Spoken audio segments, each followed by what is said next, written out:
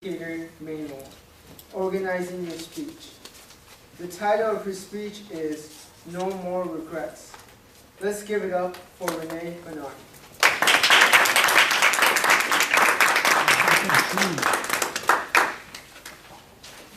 Thank you, Mr. Toastmaster, and good evening, fellow Toastmasters and our honored guests. Thank you for coming tonight. No one ever sits on their deathbed and says, I wish I worked more.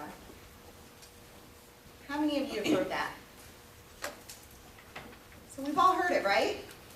But we still find ourselves on the hamster wheel of life, just moving, right?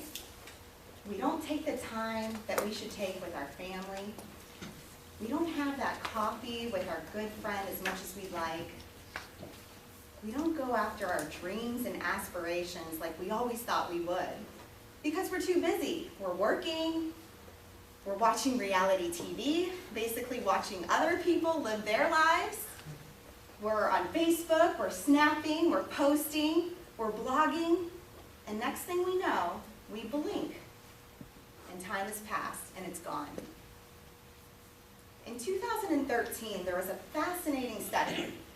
And it was a hospice nurse. She wanted to pull people on their deathbed and find out what regrets they had.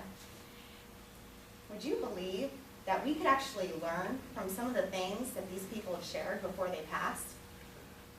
That's what I'm going to give you tonight, some of the top regrets that these patients had. So maybe we can think about what we can do differently today so we don't have regrets tomorrow. Believe it or not, the #1 regret that people had was they wish that they followed their dreams and aspirations. #1.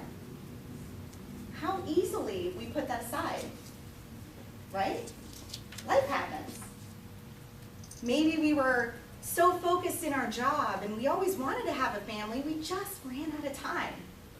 Or maybe it's the other way.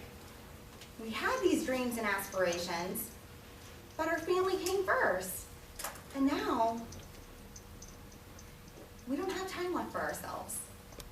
When I really thought about those examples, I thought about my own life. And I'm going to be honest. I think that the latter is me. Or it was. I've always been a go-getter. I've always wanted to move up that corporate ladder, and I did.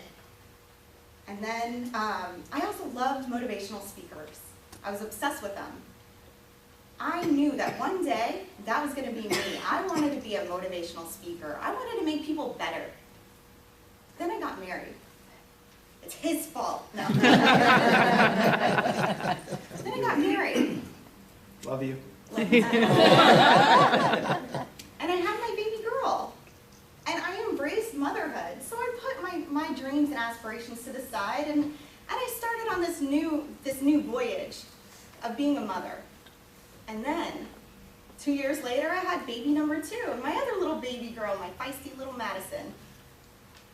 And then 2 more years have passed, because she's going to be 2 this Sunday.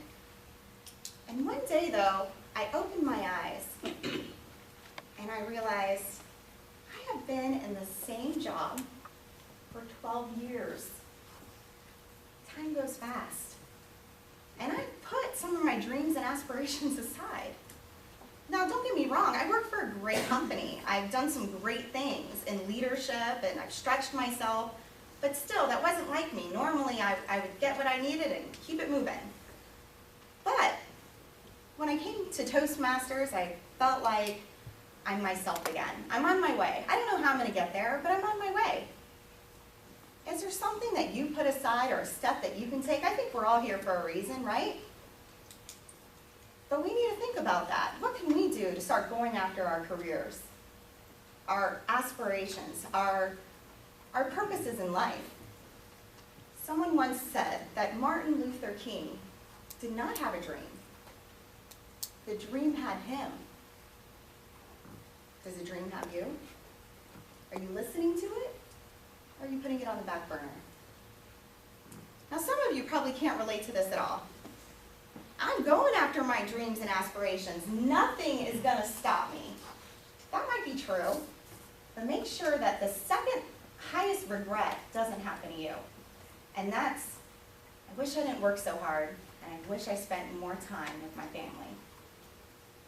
I think about my manager. He worked in my company for 33 years. I really respected him. He had so much integrity. He's just a good man. But he always said, Renee, my greatest regret in life is that I just wasn't present with my kids when they were little. And now they're big and they're all grown up. I used to barely peer off of my computer and say, oh yeah, that's nice, and then go right back to working. And I regret that. So I've tried to learn from that. I turn my cell phone off when I'm giving my girls a bath, just to be present. I ask my husband, how was his day? And I really listen. I turn off my reality TV for a minute, so I can listen. But what can you do to shut down technology and really just open yourself up to your family? And on to the third biggest regret. I bet you're wondering what that is.